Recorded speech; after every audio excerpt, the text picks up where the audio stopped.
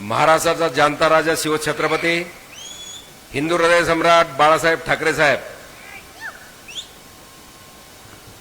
या ठिकाणचं कुलदैवत संतनाथ बार्शीचं भगवान व छत्रपती शिवरायाच्या चरणी नतमस्तक होतो।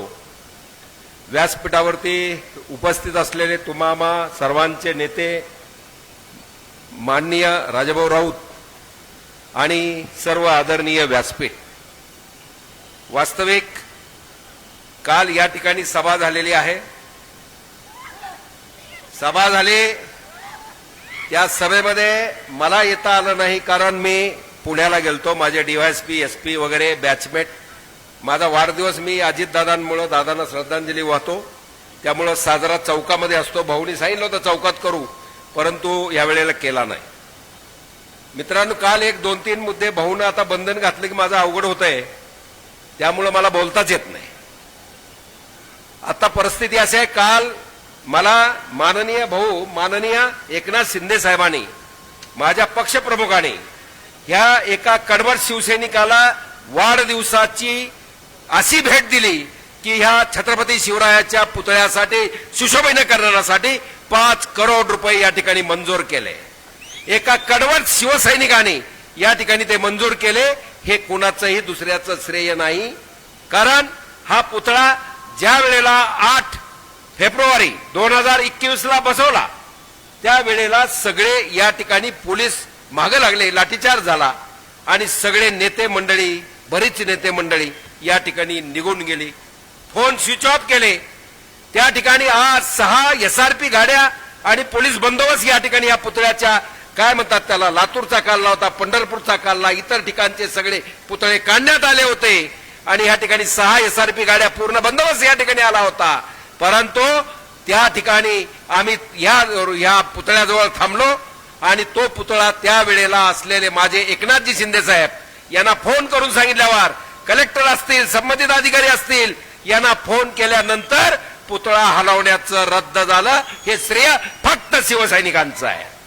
2004 सालापासून माझे राजाभाऊ राऊतांकडे पाहिलं तर शिवसैनिक म्हणून या दृष्टिकोनातून पाहिलं जातं।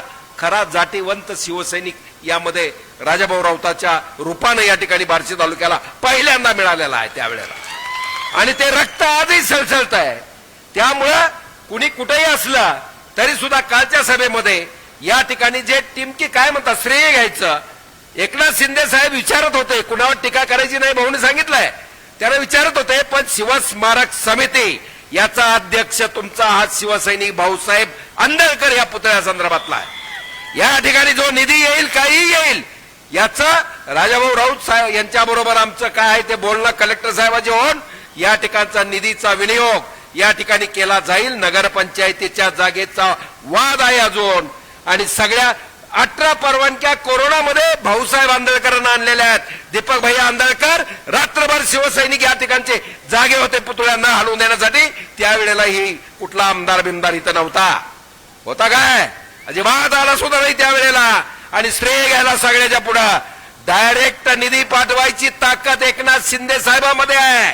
पुतळा काय त्या प्लेन मध्ये बसायच्या आधी तर GR पाठवून दिला, 2.5 कोटी रुपये मंजूर करून त्या ठिकाणी पाठवून दिले आणि त्याचा विनियोग या ठिकाणी राजाभाऊंशी माझी चर्चा झालेली आहे। पुतळ्या संदर्भातले बाकीचा कायदेशीर परवानग्या गॅजेटमध्ये नोटीसमध्ये या ठिकाणी राजाभाऊ मुळात त्याही वेळेला पुतळा न हलवण्यासंदर्भामध्ये राजाभाऊ राऊत यांनी मदत केली नसती तर पुतळा हलला असता। ही परिस्थिती आहे, हे मान्यच करावं लागेल। बाकीचे सगळे पळून गेले होते, कोण जायचे ते या ठिकाणी। आणि दुसरं आता सांगत असताना काल मला दुःख झालं, मी काल दुपारी लाईव्ह घेतलेला आहे या ठिकाणी, मला भाऊ बोलू देत नाही म्हणून मी लाईव्ह घेत बसतो, मला काही इलाजच नाही। कारण त्या ठिकाणी आत्ताही मी माझ्या धनुष्यबाण माझं हृदय की प्राण असेल, परंतु ज्या धनुष्यबाण घेऊन उभार असलेली माणसं ही उभाटाची मशालीची माणसं आहेत, ही डुप्लिकेट माणसं आहेत। यांना मतदान कसं करणार जातीवंत शिवसैनिक? हा उभाटाचा मतदार सुद्धा यांना मतदान देणार नाही, मग बाकीचा शिवसैनिक तर या ठिकाणी लांबच राहिला।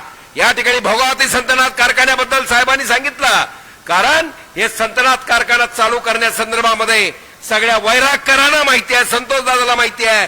आम्ही शेरणी बाटली टेम्पो रोज कंपनीच्या माध्यमातून 2 वेळेला 10 असे 21 लाख रुपये आम्ही भरले।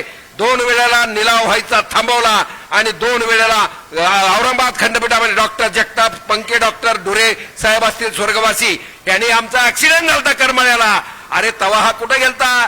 काय आता मला बोलूच नको म्हणते, काय करू, त्याला काय अवघड आहे. कारण चौफुला आणि ह्याच्या नादामध्ये हा कारखाना बंद पडला या आमदाराने. आणि ह्या आमदाराला आता समजा माझा साहेब म्हणतो एकनाथ शिंदे साहेब मीच कारखाना चालू करतो, हे श्रेय महायुतीचं आहे. माननीय देवेंद्रजी फडणवीस साहेब आणि ते हे आहेत. आता अजितदादा गेल्यामुळे पोकळी निर्माण या ठिकाणी झालेले आहे. ती पोकळी भरून करायचं काम या ठिकाणी एकनाथ शिंदे साहेब आणि फडणवीस साहेब केल्याशिवाय राहणार नाही.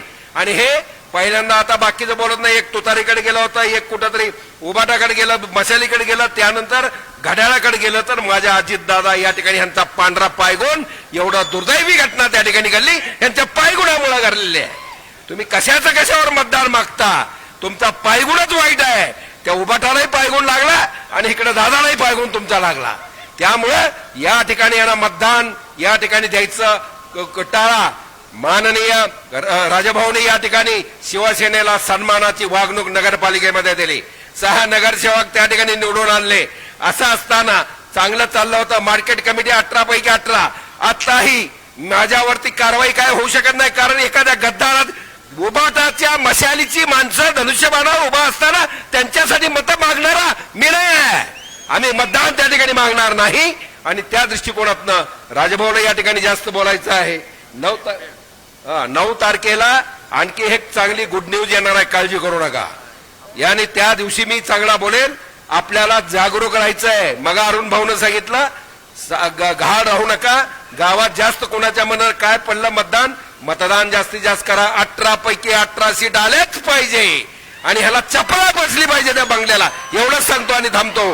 जय हिंद, जय महाराष्ट्र.